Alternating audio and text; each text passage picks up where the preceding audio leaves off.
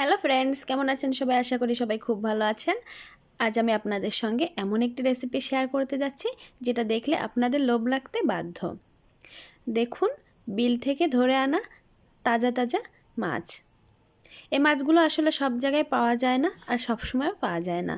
তাই আজ আমি এই কই মাছ আর শিং মাছ দিয়ে আপনাদের সঙ্গে অসাধারণ একটি ভাপা করে দেখাবো। দেখুন, আমি কই মাছ আর শিং মাছ একসাথে নিয়ে নিচ্ছি।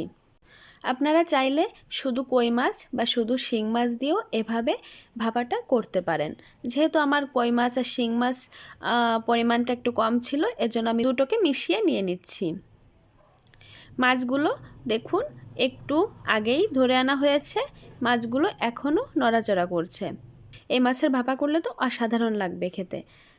আমরা এরকম তাজা মাছ খুব কমই পেয়ে থাকি। তাহলে চলুন মূল রান্নায় চলে যাই। দেখুন, আমি এখানে কাঁচা পাকা লঙ্কা নিয়েছি 4 থেকে 5টার মতো, আর মাঝারি সাইজের একটা রসুনের কোয়া নিয়েছি, আর নিয়েছি 1 চা চামচের মতো গোটা জিরে। এগুলোকে আমি পেস্ট করে নেব। আর নিচ্ছি সঙ্গে সামান্য একটু গরম মশলা। এখানে এলাচ, দারচিনি, লবঙ্গ সব কিছুই আছে, কিন্তু পরিমাণে খুব কম। আমার পেস্ট করা হয়ে গেছে। এখন দেখুন, আমি এরকম একটা বাটি নিয়ে নিয়েছি। আপনারা অবশ্যই যে বাটিটার মুখটা একটু টাইট থাকবে সেই বাটিটাই নিয়ে নেবেন। আমি মাছগুলোকে কেটে ভালোভাবে পরিষ্কার করে ধুয়ে নিয়ে নিয়েছি। আর দেখুন, কই মাছগুলোই হালকা করে একটু কেচে দিয়েছি যাতে করে সব মশলাগুলো মাছের ভিতরে ঢুকতে পারে। এবার আমি একে একে বাটা মশলাগুলোকে নিয়ে নিচ্ছি। এখানে আমি সেই লঙ্কা, রসুন আর জিরের পেস্টটাকে নিয়েছি। এবার দিচ্ছি একটা গোটা তেজপাতা, আর দিচ্ছি সামান্য গোটা জিরে। দেবো সামান্য একটু হলুদ গুঁড়ো। যেহেতু আমি এটা কাঁচা কাঁচা রান্না করব, সেজন্য হলুদ গুঁড়োটা একটু কম করে দিচ্ছি। তা না হলে হলুদ গুঁড়ো বেশি হয়ে গেলে ভাপাটা থেকে হলুদের গন্ধ ছাড়বে। আর দিচ্ছি স্বাদ মতো লবণ। আমি এখানে ছোট চামচের 1 চামচ পরিমাণ লবণ দিয়েছি। আপনারা আপনাদের স্বাদ মতো লবণটাকে ব্যবহার করবেন। এবার ভালোভাবে হাত দিয়ে মাছের গায়ে মশলাগুলোকে মিশিয়ে নেব। অবশ্যই চামচ দিয়ে না করে আপনারা এই কাজটি হাত দিয়ে করার চেষ্টা করবেন, তাহলে মশলাগুলো ভালোভাবে মাছের সঙ্গে মিশে যাবে আর আপনার ভাপাটা খেতেও অসাধারণ হবে।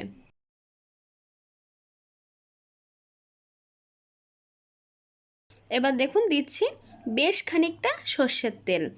আমি রান্নাটি সম্পূর্ণটাই সর্ষের তেলে করব, এজন্য সর্ষের তেলটা একটু বেশি করে দিয়ে দিয়েছি। আপনারাও অবশ্যই চেষ্টা করবেন রান্নাটি সর্ষের তেলে করার জন্য, তাহলে এর স্বাদটা 3 গুণ বেড়ে যাবে।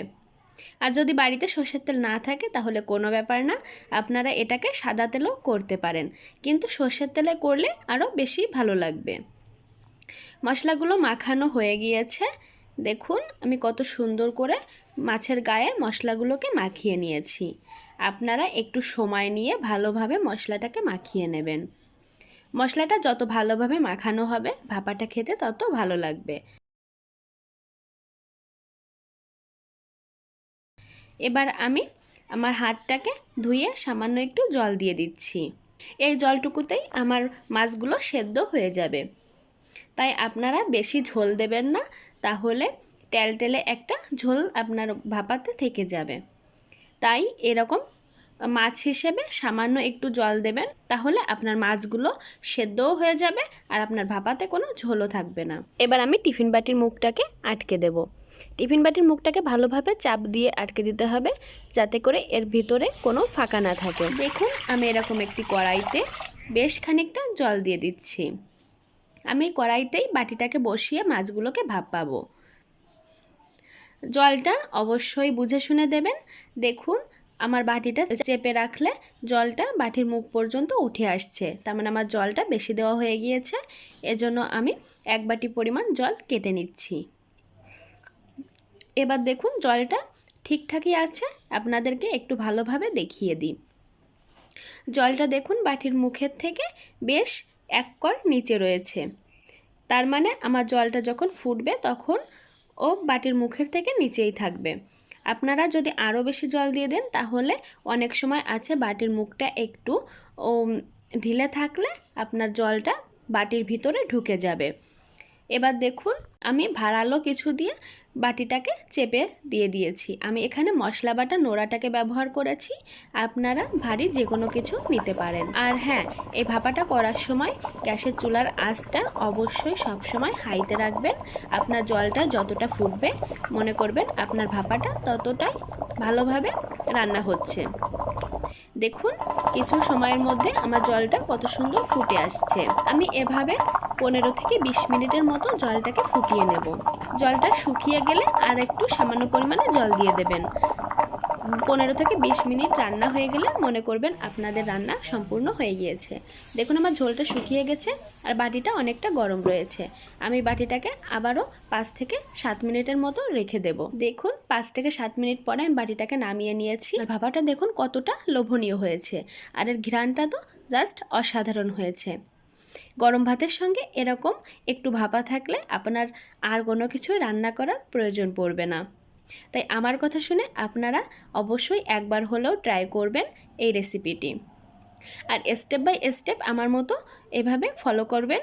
আর ভাপাটা করলে দেখবেন অসাধারণ লাগছে খেতে। আর মাছগুলো যদি এরকম তাজা হয় তাহলে তো কোনো কথাই নেই। অবশ্যই আপনারা বাড়িতে এটাকে ট্রাই করবেন। আর রেসিপিটি কেমন লাগলো অবশ্যই কমেন্ট করে জানাবেন, আর লাইক শেয়ার করে আমার চ্যানেলের পাশে থাকবেন। আমার চ্যানেলটাতে সাবস্ক্রাইব আর ফলো করে রাখবেন। ধন্যবাদ সবাইকে।